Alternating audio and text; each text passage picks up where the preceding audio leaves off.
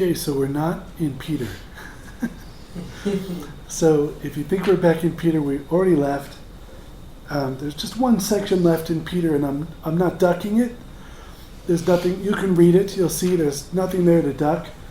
And I was going to say something about it, but maybe I'll say it later. So now we're going to be in James, which is just before Peter. So if you're there, just go back to 1 Peter and right before that, James.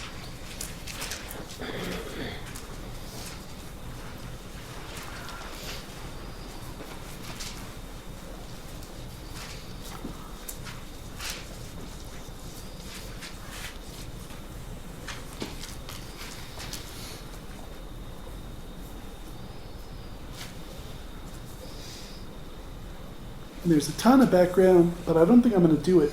I'm not going to give it. I have a lot to say. I don't want to say it. So I think we'll read first. The only thing I want to say is I thought it would be funny to do James for everyone that was raised Mormon. Because James is going to sound like it's saying what you were taught in Mormonism. You're going to think that's what he's saying. And so just up front, know that. So I thought it would be kind of fun.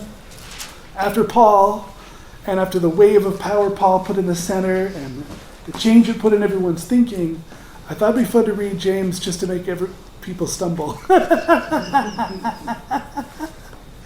But also to demonstrate something about the scriptures, which is there's only one message, there's only one theology, there's only one Christianity, there's only one thing. And James and Peter were great. They didn't dislike each other at all. They didn't disagree. There's no arguments. Paul and Peter had some arguments, but Paul and James didn't. So this is a great way to describe a couple of things. One is who's saying it and who are they saying it to. So there's something called pastoral language.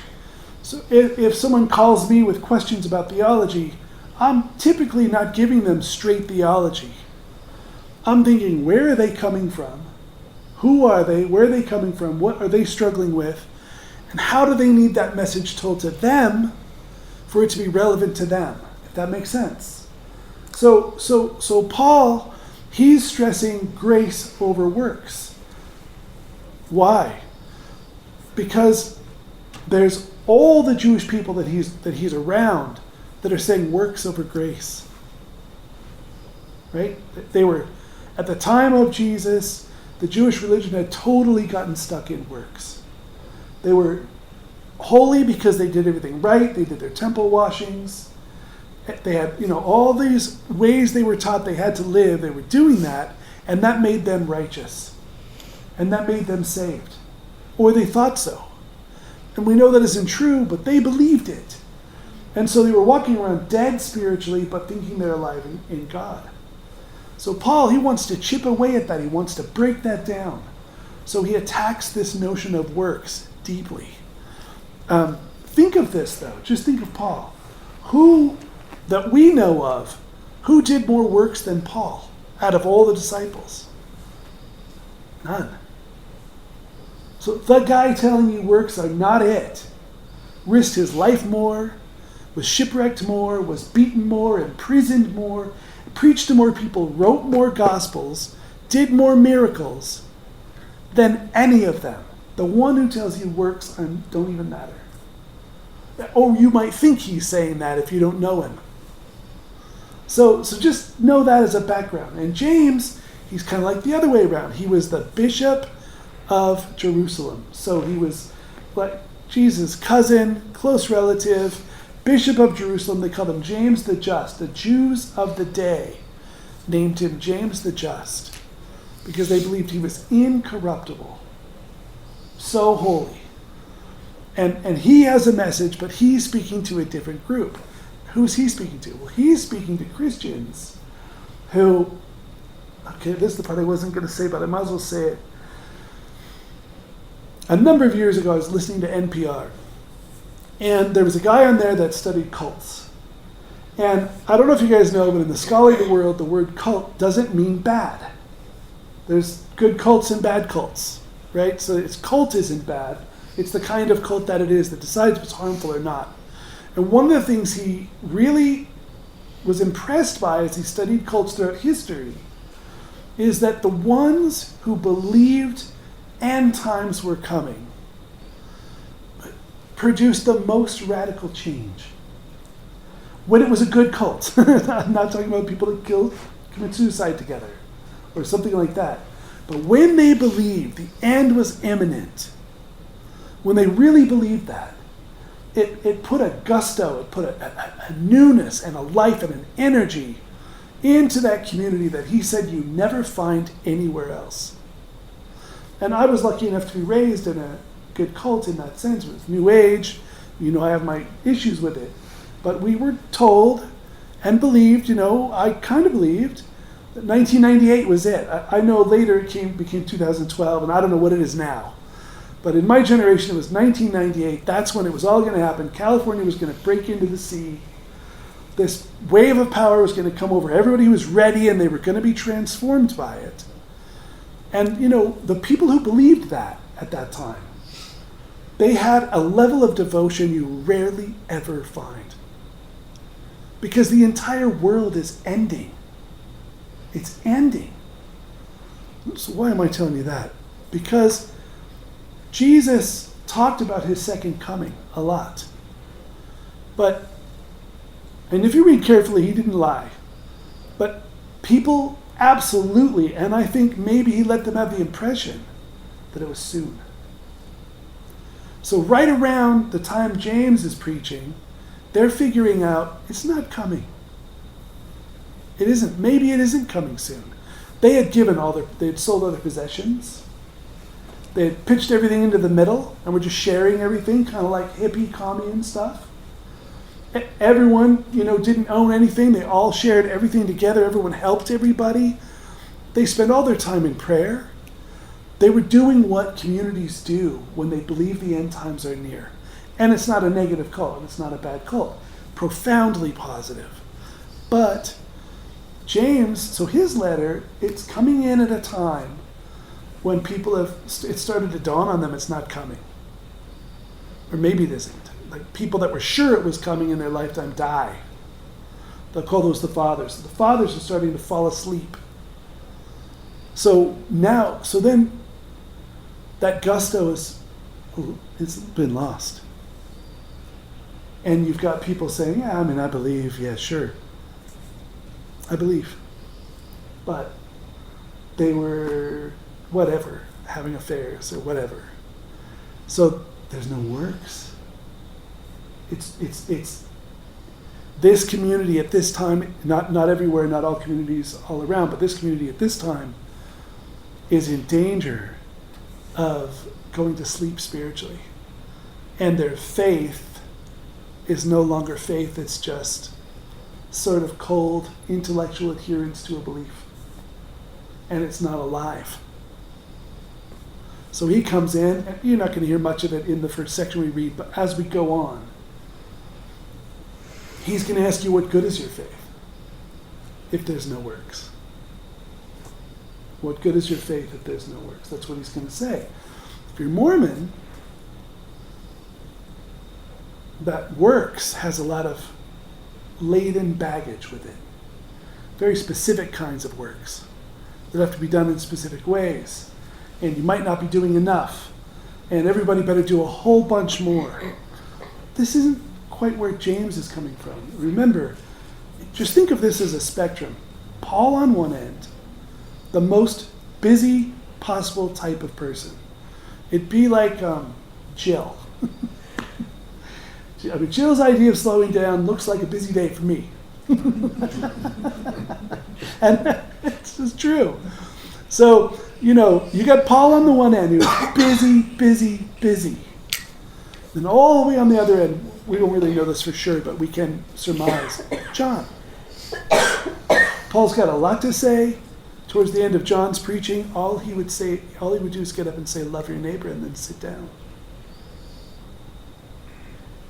That's all he would say. Typical John fashion, tons of power. People would say, okay, right. All that going on. Not an empty guy. but doing almost nothing. So yes, works, but works within your personality type, your life that you're called to. If you have a family, you don't need to look outside your home for your works. You don't. I mean, I know for me, I aged. There are some years that having a child cost me, for sure. You're so tired, and they just want to play, and you only had one kid. That's my thing. I only had one child, so now you have to play. You chose not to have two. They can't go play together. You have to play. So you don't have it. You don't have the energy, but you do it anyway, and you feel like some deep life force getting sucked out of you. You know you're getting older. That's works. That's works. Right? So there's all kinds of works. It doesn't have to look like something special or neat. I know my wife, she's on the spectrum of Jill type, busy, busy, busy. We're very polar opposites, Mary and I. But you'd have to watch carefully to see her works. I mean, you would see activity, no doubt, very obvious. But I was just thinking about her. I would say the way you would praise my wife is to say tons of very unselfish, ordinary moments linked together in a long string. If she's up to something, around my daughter especially, I don't know, not so much with me. She says you're a grown-up, fend for yourself. And I think that's very fair. But around my daughter, if you pay attention, you see an endless string of very unselfish acts. None of them looking heroic in themselves, but a long string of them. And it's impressive if you know what's going on. Does that make sense? It's very impressive. But you'd have to know her, you'd have to know my daughter, you'd have to know what Mary really wanted to be doing and what she was doing instead. You'd have to know all that to see how unselfish it is. But on its surface, doesn't look impressive. So when you hear works, even though we're not going to hear much about it today, and you come from a Mormon background, just untie it from the works you had to do to be okay in that system. And if no one here was raised evangelical, but you would also, if you were raised evangelical, you would also untie it from this notion that you're sitting on an airplane and the person next to you might go to hell if you don't save them. So you may be dead tired from a business trip, but none of that matters. This person's salvation next to you depends on whether you help them or not. You would have to undo that too, kind of depending on your background. Okay, so that's James. But there's so much. It's short. Just another little short. It won't be very long. A few weeks maybe. It's like 4 pages, 3 pages. I think after that we're going to go to the Gospel of Matthew and do the whole thing start to finish. So that'll be just new to it's not new to anyone who reads the Bible, but it'll be new. We don't do much of that as a group. There's reasons I chose Matthew. I think Matthew is known for sort of the best. If there's a discourse that's repeated in other Gospels, you quote Matthew's. It's just written so beautifully. It lends itself to be remembered.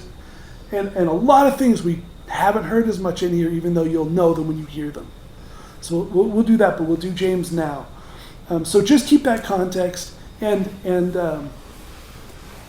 let me say this, and then I will have said enough, even though I was going to avoid it. Still going through purification of a degree that's pretty unreal. So it's been interesting. I've been here before, so it's no big deal. I mean, I know what's going to happen. But it's that intense, minus when it first comes on you in your life and you're worried it's never going to pass. I don't have that part. So it's very nice. But I'd say it's nearly twice as strong as it was. So it kind of balances out. It's been amazing. My inability to be present sometimes has blown my mind. It's not that I don't want to be, I can't be. And that's not normal for me these days. I'm pretty present. So it's just been an interesting mix of of things going on. And I feel like a kind of a beginner sometimes when I'm talking to people because I'm not where I was, I'm not where I'm going, and I'm in a very difficult place in between. And it's not, I can't rely on, layers of energy and power they've set in me that was just foundational because they pulled that away to do something else. And so I'm a fish out of water. It's really interesting. But on the spectrum of works, just to make sure that everything is totally clear. Gospel of John says, what? What works shall I do? And Jesus says, believe in me. What works shall I do to be saved? And Jesus says, believe in me.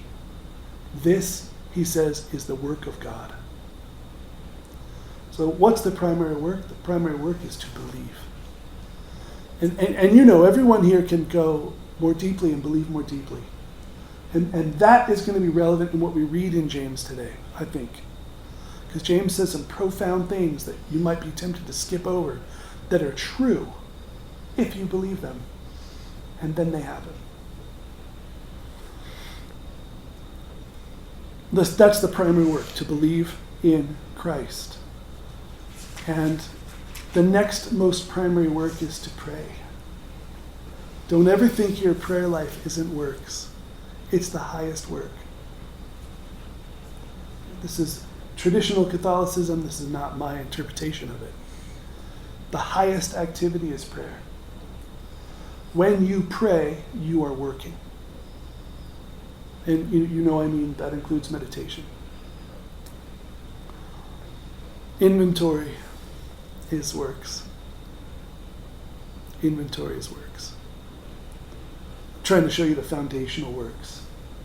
And the last one, which is really the sum of it all, transformation towards deification is the works. If a person undoes 40% of their suffering and is able to live and interact with others with that suffering healed, they have done a great service to humanity, a great service to their child, profound service to their child. To leave the planet cleaner than the way you found it is a work. It's a work. To participate in the redemptive suffering of Christ. To have the world heaps pain and suffering upon us. Our parents heap it upon us.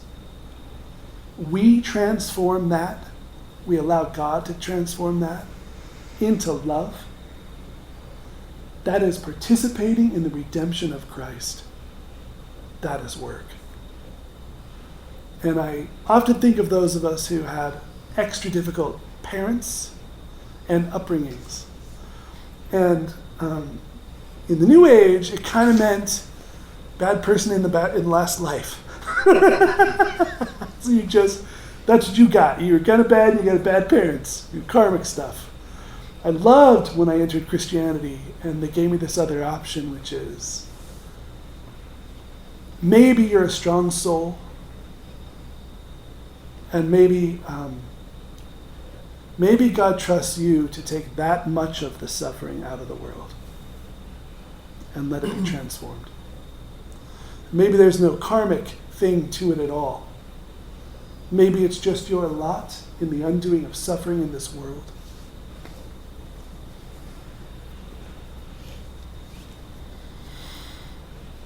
And I like that. It helped frame why the life I had. Why the upbringing I had. And I thought, yes, true or not, I can take all of that suffering and turn it to love. And I will.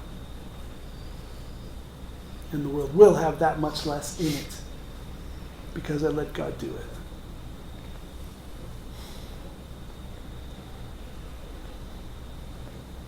Okay. All right, here we go.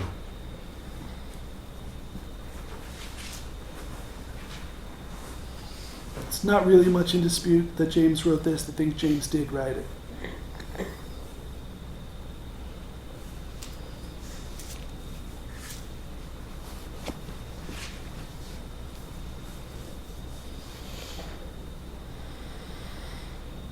James, a bondservant of God and of the Lord Jesus Christ,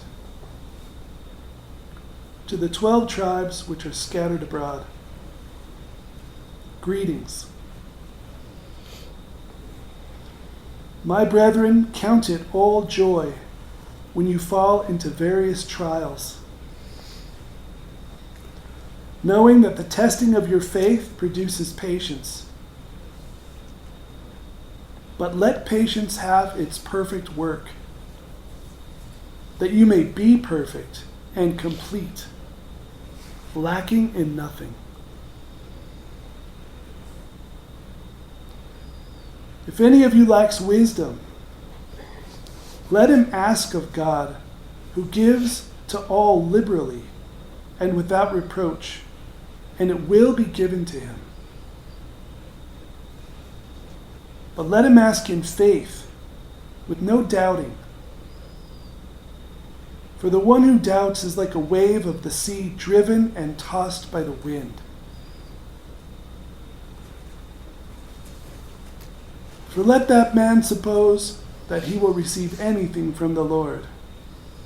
He is a double-minded man, unstable in all his ways.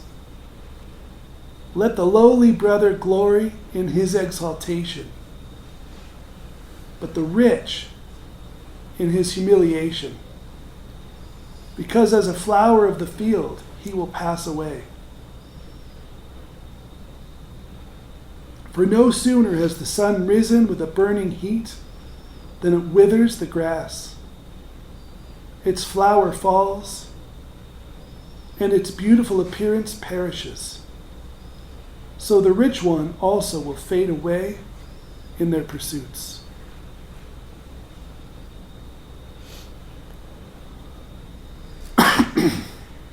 Blessed is the man who endures temptation,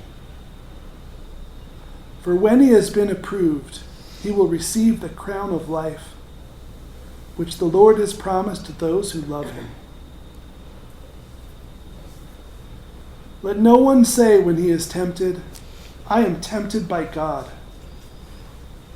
For God cannot be tempted by evil, nor does he himself tempt anyone. But each one is tempted when he is drawn away by his own desires and enticed. Then, when desire is conceived, it gives birth to sin.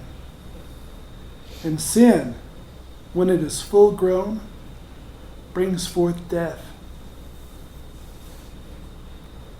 Do not be deceived, my beloved brethren.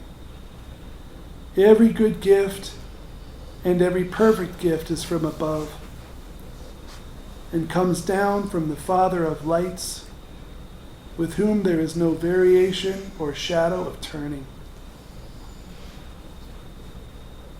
Of his own will he brought us forth by the word of truth, that we might be a kind of first fruits of his creatures.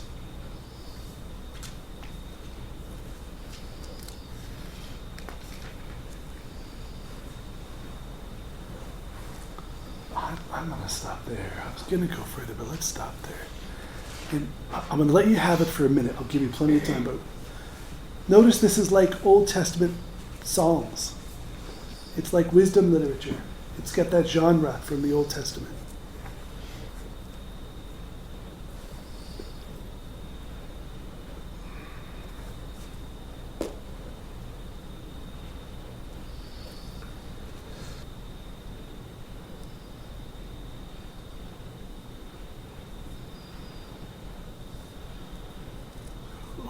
Okay, then I want to comment on a couple more things on the scripture, but also, we did that little retreat.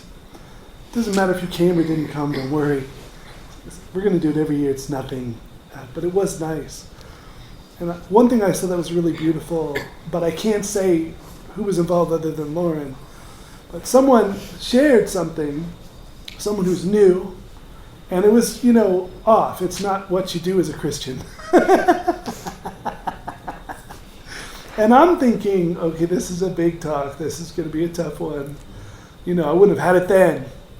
And it was just beautiful to watch Lauren just gently and lovingly talked to him for a few minutes about this thing, and I think it took care of the whole thing. It's really neat. You know. Yeah. It was like a breach, you don't do that. And so what I'm trying to say about that, just a side note, is you guys that are new, there's a new wave of people here. You can call me more. The first wave called me a lot more. So please feel free, call. If you just call, talk to me. Don't be afraid of that. But I also feel there's a little less need of that because the community is so mature. That's what I'm thinking. So it's really neat, just really neat. It's just more of that just trickling down everywhere because of so many people have it. So I think that's beautiful. It's so neat to see that. Kind of blew my mind watching you do that, Lauren. I was like, oh my gosh. Because that would have been a big one. And you slipped in the way a woman can, and just, it was so perfect. I just thought, oh, that's a lot better than what I would have done. So I thought it was wonderful. And then I want to say this about, so James is a trip, and you might miss this, and I want to point it out because it's so powerful and it's so true. And I remember reading this when I first became Christian, and it just kind of blew my mind. If any of you lacks wisdom, let him ask of God, who gives to all liberally and without reproach, and it will be given to him. I was telling my daughter about a woman I knew who got struck by lightning. Last night was an incredible lightning storm here in Mill Creek. I don't know where it was where you live, but here it was so close to the house that our brick house was literally shaking. The windows were shaking. I contemplated that I was going to get struck by lightning, and I don't know if it'd be cool or not. I was thinking, like, would it suck or would it be neat? Maybe I'd have like a cool near-death thing happen. I was just wondering what it would be, but and it's 3 a.m. and I'm all the way awake going, this is freaking happening. Right now, my dogs are, they bark at thunder, and they weren't barking. They were dead quiet, but paying attention because it was way beyond barking now. It's in the house. It's not intruder alert, it's in. And I remember this woman who got struck by lightning, and on the other side was psychic. She got struck by lightning, and she was psychic after that. And this is so convoluted, but I was talking to my daughter about her, and how did she become psychic, and what does that mean, and did you think it was neat, Dad? And I thought it was pretty cool. But I remember there was a book in her office that says, Prayer Doesn't Work, was the title of the book. Prayer Doesn't Work. Prayer doesn't heal people was the entire theme of this book that she promoted in her work.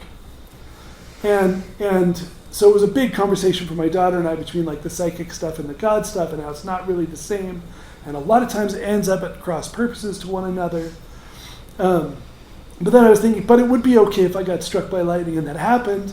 But then I thought, but what if it blows out like part of my face? That would suck. And, just awake. It's freaking 3 a.m, man. And there's lightning coming down. And so anyway, blob that. That's irrelevant. This scripture, if anyone lacks wisdom, let him ask of God and God will give it to him. That's real. That's real. That's not fake. That does work. Most of you know. You pray for that, you ask God to show you the way, and God will download that into you. For real. Different maybe than, like when I was in the New Age, I'd get a lot of information downloads. That's sort of I think that's the shallow end of the pool, and for me it was the deep end of the pool, if that makes sense. This is different. It's more like whole states of being are given you. And the information is just your thoughts about it. If that makes sense. Very different thing. But James here says if you lack wisdom, and in Christianity, wisdom, the virtue of wisdom is primarily about knowing the value of God in your life. And obviously for us, Christ. And that will come. That will come. And all you do is ask, and it will come. New people tend to think, I need wisdom, and they order 8 books. and start talking to people about it and looking up what wisdom means. That's new people. But there's a better way, which is just get still and ask. And then James says, but ask in faith. But ask in faith. I think it will come whether you ask in faith or not. That's what I think. But if you don't have faith, it'll be accompanied with stress and anxiety and worry that it's not going to work. And even though it's coming, the subtle change is coming, all this noise you're making will drown it out. And it really corrupts the experience of it. But if you ask in faith, it comes with peace and quiet and silence and trust. And that subtlety and that quiet allows you to notice these great things that are being so secretly placed in your soul. That's all real stuff. That's all real stuff. Last thing. My brethren, count it all joy when you fall into various trials, knowing that the testing of your faith produces patience. But let patience have its perfect work, that you may be perfect and complete, lacking nothing. Now, I forgot this was here. It's so beautiful. But how many times have you heard people here say, maybe people that have been to years of therapy, done all kinds of transformation work, they come in here and they get this Christ thing going, and anything they had ever had worked on gets reworked on in a much more thorough way. How many times have you heard the word thorough used? It's thorough. That's what he's saying. Let patience have its perfect work.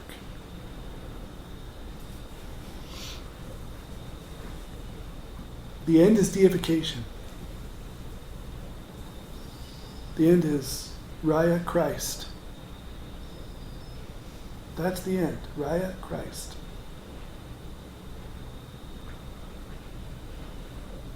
Union with God in all things save nature. Deification. That's the end. But let patience have its perfect work.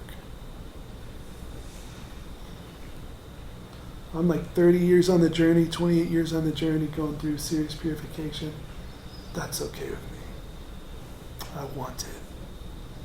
We already knew I wasn't enlightened. There's no scandal. Why would I be surprised? And I want what Jesus has to give. I want it. It's okay.